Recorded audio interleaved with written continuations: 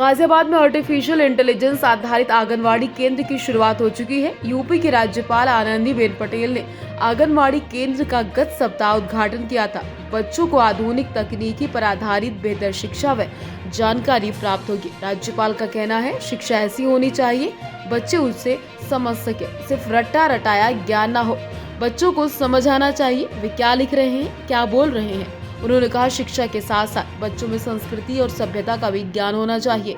आंगनवाड़ियों को artificial intelligence बनाने से बच्चों के दिमाग में तेजी से विकास होगा। गाजियाबाद के मुख्य विकास अधिकारी अभिनव गोपाल ने जानकारी देते हुए कहा, आर्टिफिशियल इंटेलिजेंस आधारित आंगनवाड़ी केंद्र से बच्चों में काफी उत्साह देखने को मिला। जो बच्चे पहली, तीसरी और चौथी कक्षा में सीखते थे, अब वो प्री व प्री नर्सरी में सीख रहे हैं।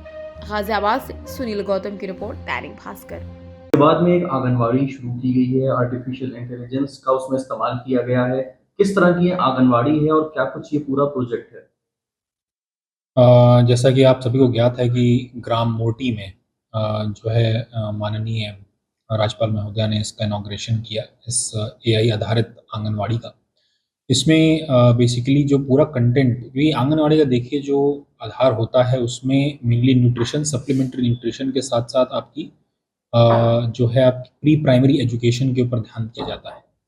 तो इसमें इस एजुकेशन का जो हिस्सा है हमारा और न्यूट्रिशन का हिस्सा है, इन दोनों को ही हमने सम्मिलित करते हुए एक स्मार्ट टीवी, मतलब स्मार्ट टीवी तो खैर एक छोटा सा उसका हिस्सा है, लेकिन स्मार्ट टीवी का जो कंटेंट है उसको एक बच्चों को एक बहुत बेहद रोचक तरीके से, एक बहुत अच्छे इंटरेस्टिंग तरीके से पढ़ाने के लिए पूरा कंटेंट उसका तैयार किया गया है।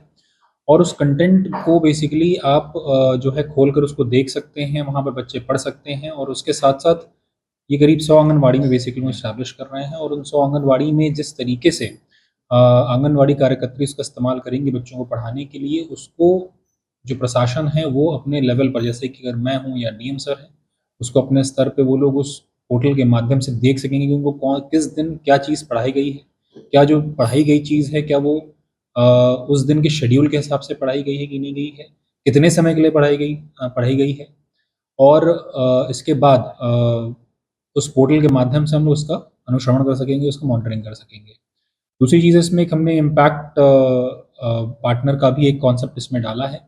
इस इम्पैक्ट पार्टनर में बेसिकली, क्योंकि रोटरी इसको फंड कर रहा है, रोटरी ने इसकी शुरुआत करी है, तो रोटरी के ही जो मेंबर्स रहेंगे, जैसे मान लीजिए मैं एक रोटरी का मेंबर हूँ और मैंने एक आंगनवाड़ी को गोद लिया हुआ है जिसमें मैं सारी जो है सुविधाएं प्रोवाइड कराऊंगा, तो मैं एज इम्पैक्ट पार्टनर उसमें जुड़ जाऊंगा और मैं खुद उसको देख सकता हूँ कि मेरी आंगनवाड़ी जो गोद आंगनवाड़ी है उसमें किस तरह का काम चल रहा है, उसमें कितना पढ़ाया जा रहा है, आंगनवाड़ी कार्यकर्त्री कितना काम कर रही है।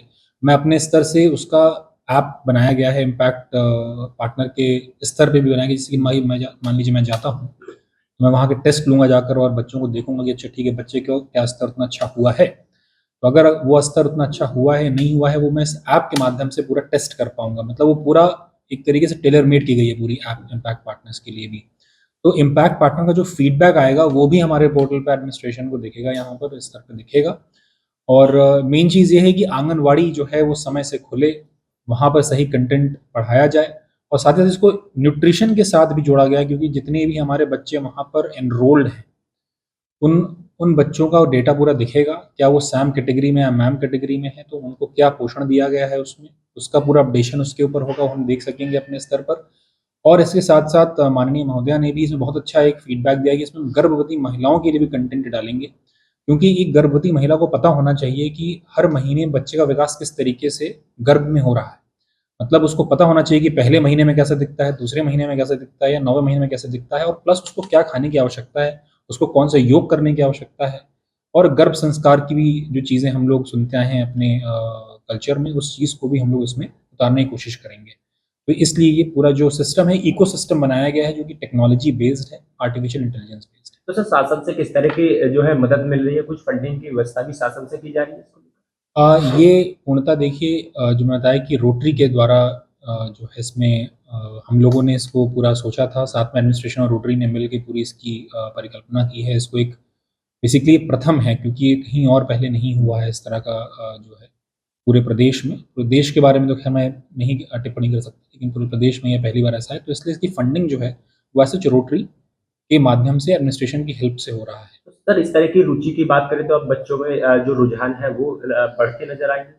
बिल्कुल, बिल्कुल नज़र आएँगे, क्योंकि मैं एग्ज़ाम्पल आपको देना चाहूँगा कि परसों जब वो कार्यक्रम हुआ था, तब माननीय महोदया ने जब उसको ऑन किया उनके सामने, तो उनके बच्चों ने बहुत अच्छा रिप्लाई देना खुद ही शुरू कर दिया। हमने पूछा भी नहीं, जैसे A for apple, B for ball, तो वो बड़ा ही उत्साहित होकर, मतलब उन्होंने उसमें पार्टिसिपेट किया, प्लस जैसे सॉन्ग के रूप में या कहानी के रूप में बच्चे फ़ॉलो कर रहे थे उस चीज़ को। एक मुझे काफ़ी अच्छी उम्मीद है कि इसमें एक अच्छा रिज़ल्ट मिलने को मिलेगा, क्योंकि देखिए निपुण भारत के भी लक्ष्य अब जो पहले 1, 2, 3 कक्षा में हुआ करते थे, वो प्री प्राइमरी 1 और 2 में हो चुके हैं। तो प्री प्राइमरी में भी जब हमारा एक अच्छा स्तर होगा एजुकेशन का, जो मैं उम्मीद करता हूँ उससे होगा, तो मैं निपुण लक्ष्य की तरफ हम तेज़ी से अग्रसर हो पाएँगे। सर, कितनी कुल आंगनवाड़ियाँ जिले में हैं और किस तरह से इस प्रोजेक्ट को आगे बढ़ाया जाएगा? इस ज़िले में करीब 1371 आंगनवाड़ी सेंटर्स यहाँ पे बने हुए हैं, और इसमें से अभी शुरुआत हमने 100 से करी है, और हमारा टारगेट है कि सबसे पहले हम ब्लॉक रज़ापुर को उसको पूरा संतृप्त करेंगे।